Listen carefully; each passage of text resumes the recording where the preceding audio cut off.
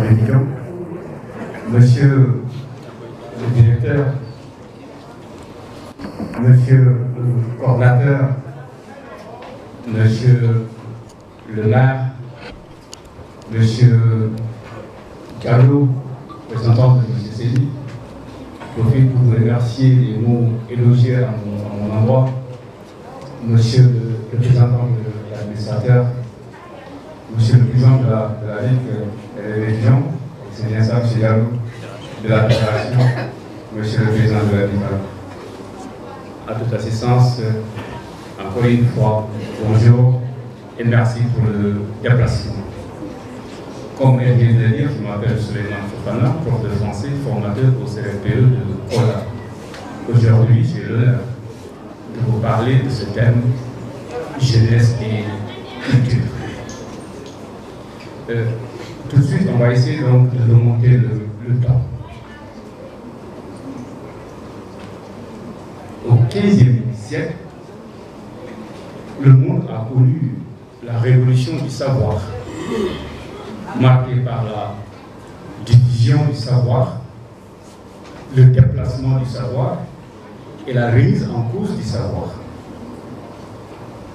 Pourquoi la diffusion du savoir? Vous le savez très bien, avec l'invention de l'imprimerie, il y a eu une production en quantité de livres. À partir de ce moment, le savoir commence à se répandre. Pourquoi le déplacement du savoir? Comme le savoir en grande quantité se déplace, est en train d'être diffusé, désormais ça peut passer d'une main, le livre peut désormais passer d'une main des riches aux pauvres. Parce que seuls les riches avaient le privilège de lire. Avec l'imprimerie et une large diffusion, maintenant les pauvres, ceux qui sont en tout cas moins nantis, ont cette possibilité-là de lire. C'est pourquoi on parle de déplacement du savoir. Pourquoi on parle de la remise en cause du savoir? Parce qu'avant, comme je viens de vous dire, le savoir était détenu par un certain groupe et l'Église avait cette position-là de révéler certaines connaissances. Mais c'est avec l'évolution, avec le développement de la science, les scientifiques commencent à émettre des connaissances qui contredisent les vérités de l'Église. C'est pourquoi on parle de remise en question du savoir. Et je crois que Galilée en a fait un peu les frais parce qu'il a été tout simplement décapité pour avoir tout simplement dit la terre est ronde. Et pourtant c'est une vérité que voilà, l'Église avait vu d'une autre manière. On pensait déjà que celui-là est un danger pour la société parce qu'il est en train de contredire effectivement les vérités de l'Église. Donc bref, au XVe siècle, on assiste à une révolution du savoir. Au XIXe siècle, il y a une autre révolution, c'est la révolution scientifique et technique. Vous le savez très bien, marquée par toutes ces découvertes-là, dans tous les domaines, dans le domaine de la médecine, dans le domaine de l'industrie, dans le domaine de l'automobile, dans le domaine du cinéma, partout il y a eu des découvertes. Et ces découvertes-là sont suivies par l'essor effectivement de l'industrie. Vous le savez, qui a été à l'origine de la naissance de ces deux classes-là, les prolétaires, les bourgeois et tout ce qui suit après. Aujourd'hui, au XXIe siècle, une révolution amorcée depuis le siècle précédent, c'est-à-dire le XXe, se précise, se confirme et s'impose. Alors, la question qui se pose, c'est devons-nous rester en marge de cette évolution dont dépendent nos lendemains? Cette interrogation me permet de saluer la conscience des étudiants de l'université numérique qui ont effectivement compris que vous diamono soppeeku da ngay ànd soppeeku ak moom ci lu baax lu jamono soppeeku da ngay ànd soppeeku ak moom ci lu baax.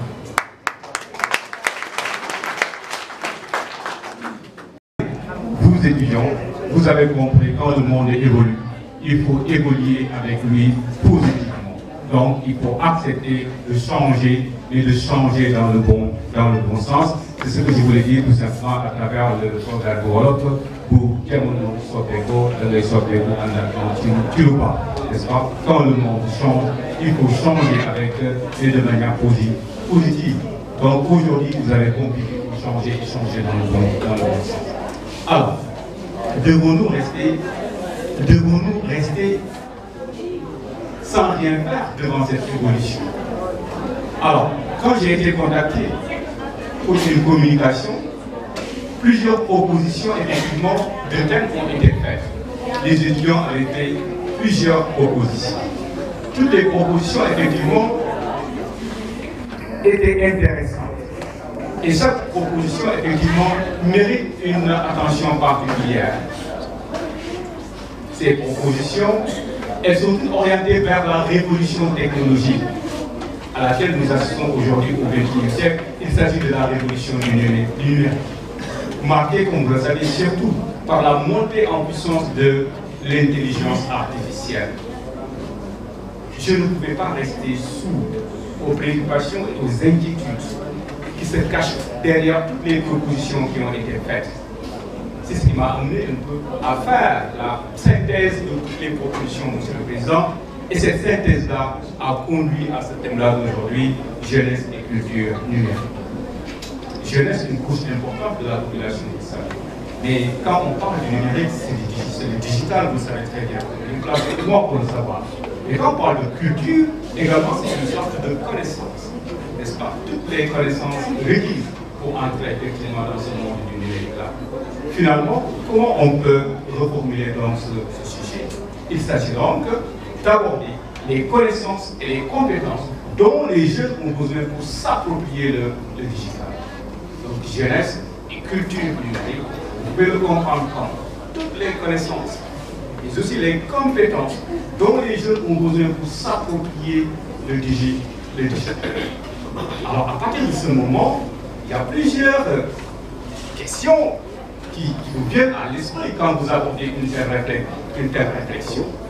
Parce que comme vous le savez déjà, le 5e recensement général de la population du Sénégal a révélé que la moitié de la population est âgée de moins de 19 ans.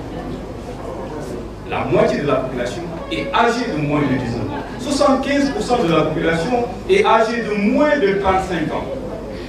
39,2% de la population est âgée, bien sont âgés de moins de 15 ans. Ce sont les statistiques du dernier recensement. Mais tout de suite, on peut penser déjà à un fardeau. Cette jeunesse-là, tous ces jeunes-là, à qui il faut donner une éducation, à qui il faut donner une formation, à qui il faut assurer la restauration, etc., etc. Le politique, s'ils ne font pas attention, peuvent avoir peur, effectivement, de cela. Mais attention, est-ce que véritablement c'est un fardeau? Non, je crois que ce n'est pas un fardeau. Au contraire, c'est une chance. C'est une chance car les jeunes constituent des ressources humaines inestimables. Il convient tout simplement de les éduquer, n'est-ce pas? De les former et de les former à tous les métiers d'avenir. Le pétrole est là, le gaz est là, etc. Il faut former ces jeunes à ces métiers-là. Mais surtout, il faut les former à l'utilisation du numérique. Pour effectivement les aider à en tirer profit du numérique. Mais aussi pour valoriser leurs compétences à travers le numérique. Dès lors, ces questions-là se posent. Est-ce que nos jeunes savent, créer une présence en ligne? Aujourd'hui, c'est un fait. Nos jeunes sont tombés amoureux du numérique. Il y a une forte sélection du numérique qui s'exerce sur les jeunes. Et la question qui se pose, est-ce que les jeunes savent créer une présence en ligne par email ou bien par les autres plateformes de réseaux sociaux? Est-ce que nos jeunes savent déterminer les moyens par lesquels ils peuvent présenter en ligne leurs compétences, leurs aptitudes, leur expérience et leur intérêt? En chacun de nous, il y a des qualités qui dorment. En chacun de nous, il y a des talents qui dorment. En chacun de nous, il y a des compétences. Mais est-ce que nous pouvons utiliser le numérique pour les valoriser? Est-ce qu'on peut s'appuyer sur le numérique, effectivement, pour profiter de tout cela? C'est également une question. Est-ce que nos jeunes savent consulter et analyser la présence en ligne de certaines personnes pour identifier les éléments de succès et les stratégies de présentation en ligne? Ouais. Aujourd'hui, qui entrent en ligne pour voir comment Youssou a fait pour accéder aujourd'hui au sommet de la hiérarchie sociale. Comment Babacar Ngom, par exemple, a fait pour arriver au sommet de la hiérarchie. Comment Dangote a fait pour arriver effectivement à ce niveau où il est. Est-ce que nous savons utiliser la ligne pour effectivement faire tout cela, donc en tirer profit? C'est une autre question qui se pose. Autre question qui se pose. Est-ce que nos jeunes savent identifier comment utiliser une présence en ligne pour trouver de l'emploi, pour développer leur propre entreprise, au moment où aujourd'hui le problème de l'emploi est crucial? Comment peut-on utiliser la ligne pour effectivement trouver de l'emploi, chercher de l'emploi? Ou bien mieux encore, créer sa propre entreprise en ligne, essayer de la développer au lieu de compter uniquement sur l'État. Est-ce que nos jeunes savent effectivement le faire? Une autre question. Est-ce que nos jeunes savent faire usage des pratiques de sécurité lorsqu'ils sont en ligne pour se protéger contre les malfaiteurs? Vous savez mieux que moi que tout n'est pas rose sur la ligne. Il y a énormément de dangers qui guettent nos jeunes. Mais est-ce qu'ils sont suffisamment avertis, outillés, pour effectivement se parer contre tous ces dangers-là? Est-ce que nos jeunes savent reconnaître la cyber-intimidation? Est-ce que nos jeunes savent effectivement identifier la cyber-prédation? Est-ce que nos jeunes savent ce qu'on appelle aujourd'hui le trolling, etc., le harcèlement? Et pourtant, tous ces dangers-là, effectivement, sont sur la ligne. Est-ce que nos jeunes savent utiliser la pensée critique pour analyser les ressources en ligne? Si vous entamez une recherche, vous êtes des étudiants, vous avez l'habitude d'entamer des recherches, il suffit de cliquer pour qu'une masse d'informations vous vienne. Mais est-ce que vous êtes suffisamment préparé pour identifier la bonne information de l'ivraie? Et à ce niveau, il faut nécessairement avoir l'attitude du journaliste, on y reviendra, pour connaître la source de l'information, faire des recoupements pour effectivement ne pas se tromper. Est-ce que nos jeunes ont cette capacité-là? Et pourtant, tout le temps, ils sont dans le... Est-ce que finalement, nos jeunes savent chercher effectivement des ressources en ligne? C'est vrai, c'est une opportunité pour nous. Mais est-ce que nous savons l'utiliser pour faire correctement nos recherches, encore une fois, pour en tirer profit? Est-ce que nos jeunes savent utiliser les ressources pour trouver du travail, au lieu toujours d'attendre quelque chose de longue émigré en Espagne, etc., ou bien au Canada, ou bien tout attendre de son papa à ce moment, ou bien tout attendre de l'État, etc. Est-ce que nous pouvons utiliser les ressources en ligne pour trouver du travail? Voilà, chers étudiants, autant de questions qui interpellent la jeunesse de ce pays. Ces questions peuvent se résumer en une seule.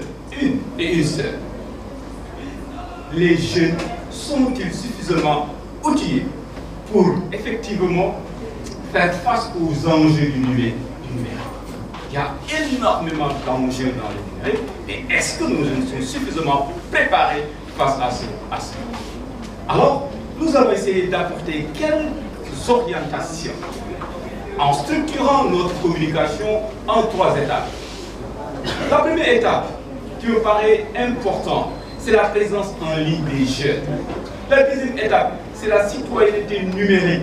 Et enfin, la troisième étape, c'est le traitement des informations fournies en ligne.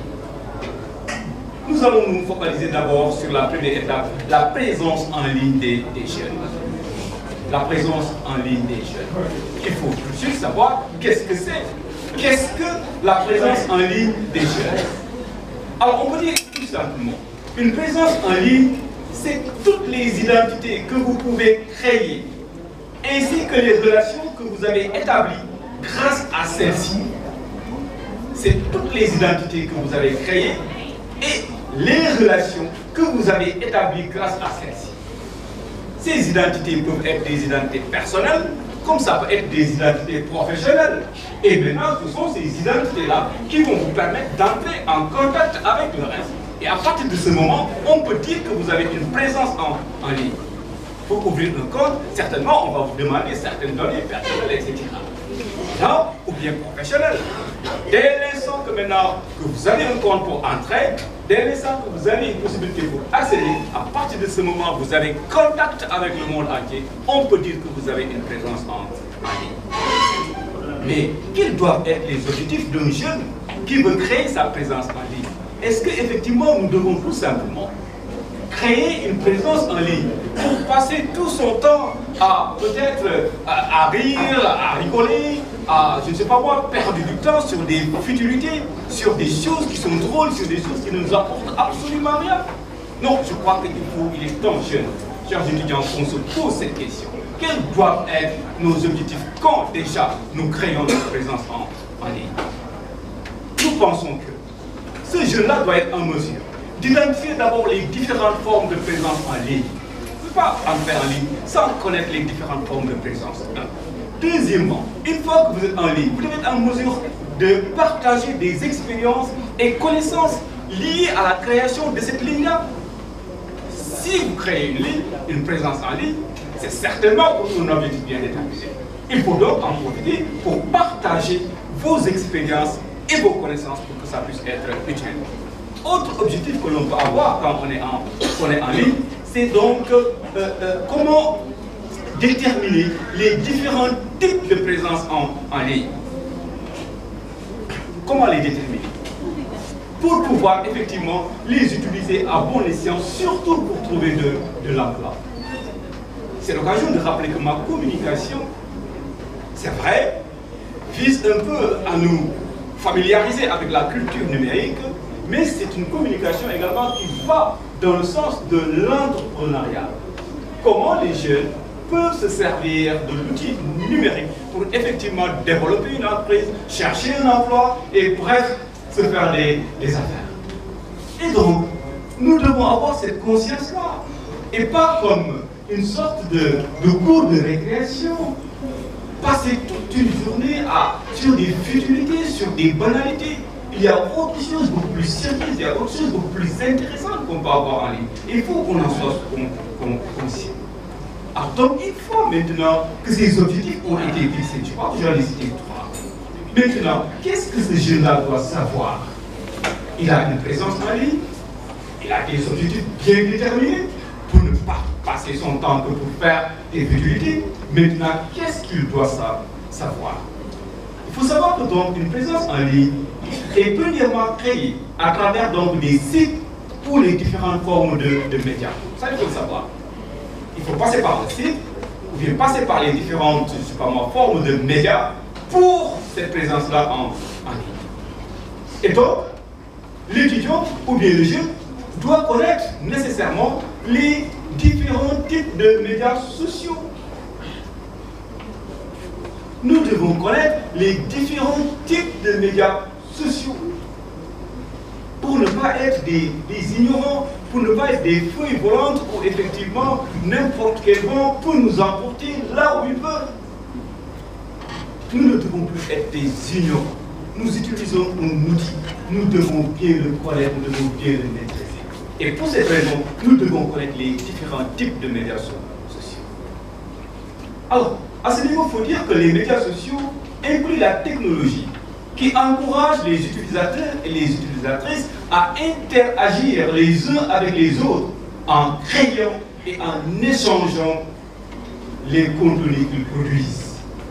C'est ça, les médias sociaux. C'est une technologie qui nous permet de créer des produits, des contenus, je veux dire, de produire des contenus et d'échanger à travers ces médias sociaux-là. Bien sûr, les fonctions et les dimensions de chaque média peuvent être différentes, les fonctions et les dimensions. Mais les principales catégories de médias que l'on peut retenir sont, par exemple, WhatsApp, Facebook, Instagram, TikTok, et j'en passe certainement. Les interactions sur ces sites créent des communautés en ligne où les gens échangent fréquemment des informations à travers des publications, des liens, des photos, des vidéos. Donc ça, c'est déjà une opportunité. WhatsApp, Facebook, Instagram, TikTok est un cas qui nous permet de faire tous ces échanges, des informations, des photos, etc. Est-ce que c'est n'importe quelle information? Est-ce que c'est n'importe quelle photo? C'est là la véritable question. Quel usage nous devons faire de cela? Autre média social qu'il faut connaître, ce qu'on appelle les blogs. BLOG. Abréviation de web blog. Le B de web qui vient ici rejoindre log, ça donne donc blog. Donc un blog est un site web où les articles sont écrits et publiés pour que les gens puissent lire. Pour que les gens puissent lire. Et la question qu'on se pose, est-ce que c'est n'importe quoi qu'il faut poster? Voilà une question intéressante. Souvent les gens peuvent laisser des commentaires en bas et la publication pour encourager les échanges. Et bien sûr, si vous dites des choses intéressantes, les gens vont laisser des commentaires intéressants et ces commentaires intéressants-là vont peut-être vous encourager, vous motiver à produire davantage. Ça, c'est les blogs. Donc, j'ai parlé de Facebook, WhatsApp, etc. J'ai parlé des blogs, je vais parler des micro-blogs. C'est la version la plus courte d'un blog. Les micro-blogs permettent aux auteurs de partager des informations rapides au lieu de longs articles. Il s'agit des sites comme Twitter, n'est-ce pas, qui limitent les publications à 140 caractères. Donc là, il faut être bref. Il faut être bref. Il faut être synthétique. Il faut savoir résumer en peu de mots, dire l'essentiel. Donc c'est comment on appelle ces facultés-là qu'on nous donne encore.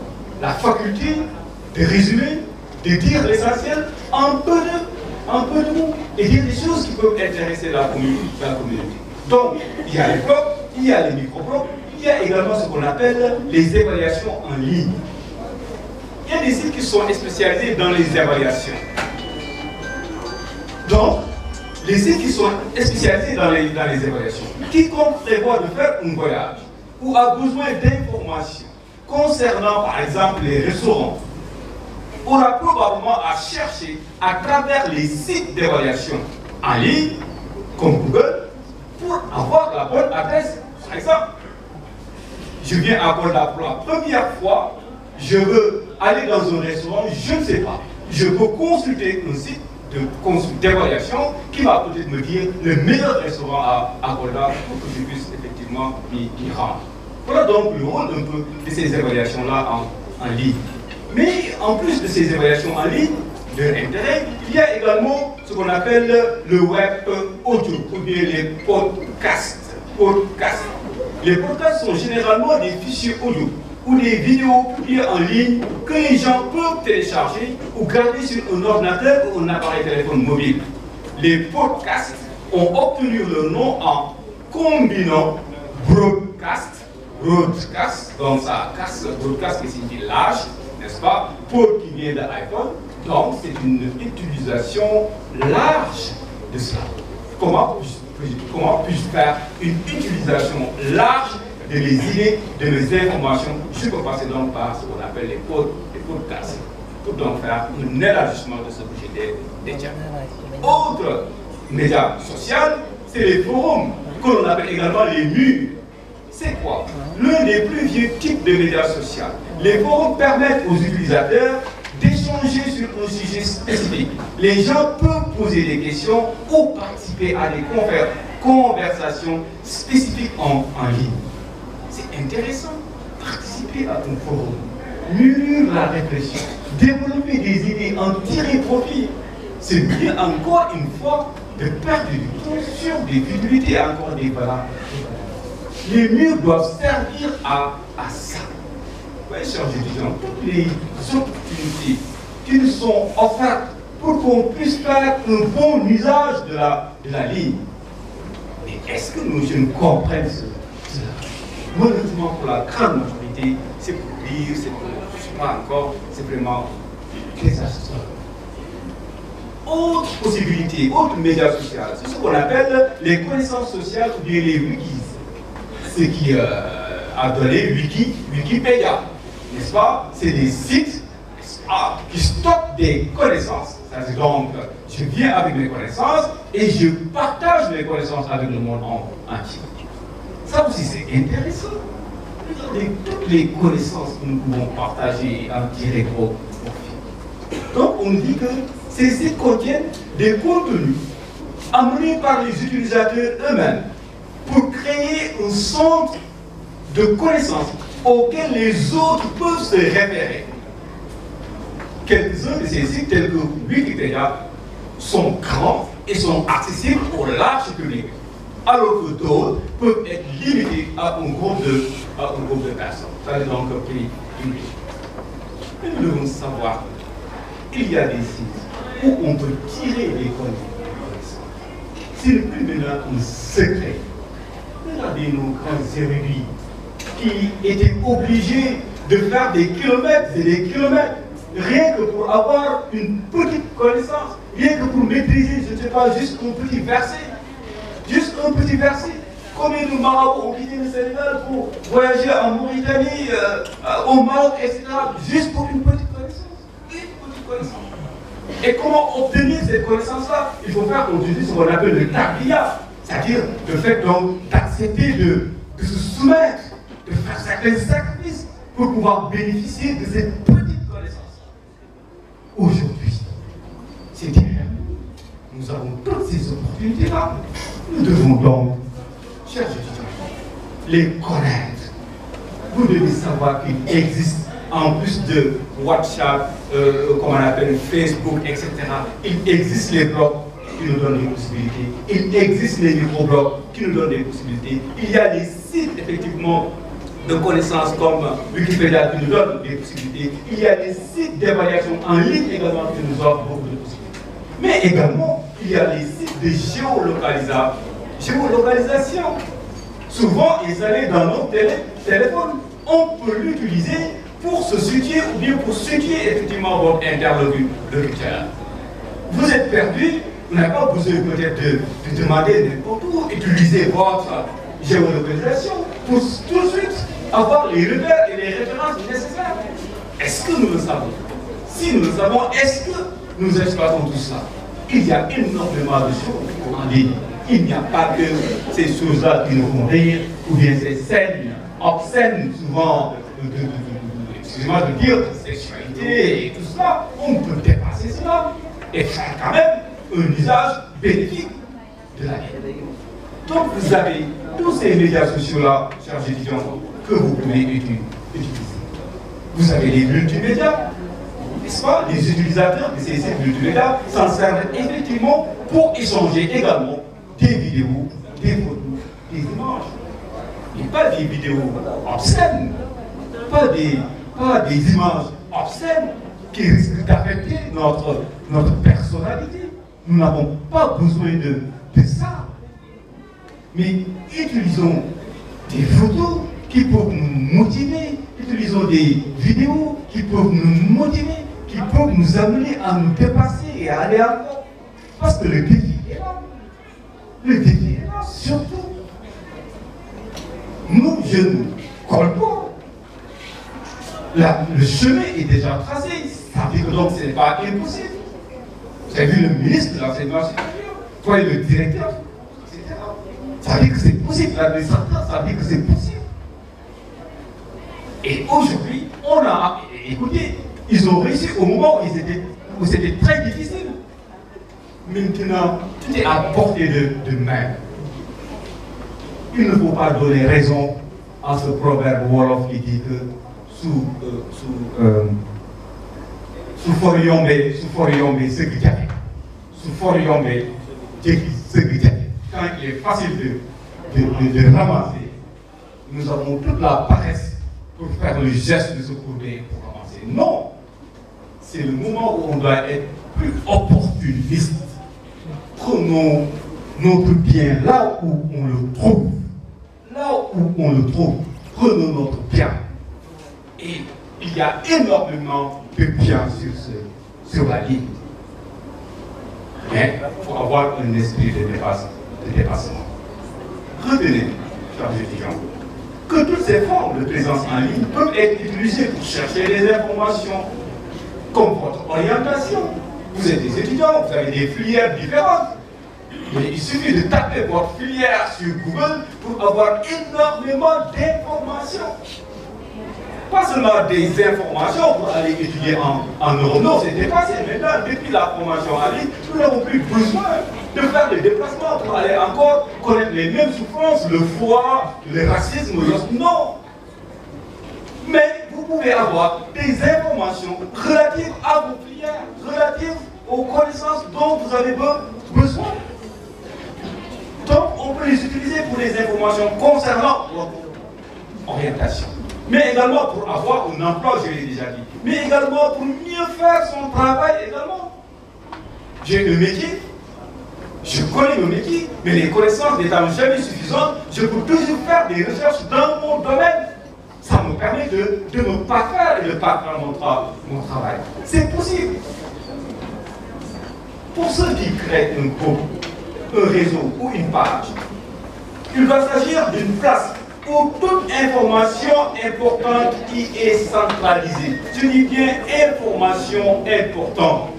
On n'a pas besoin, encore une fois, de créer sa présence en ligne pour des futilités. Nos pages, nos murs, c'est pour des informations importantes. Les gens peuvent y consulter ce que vous avez à leur offrir et vous contacter.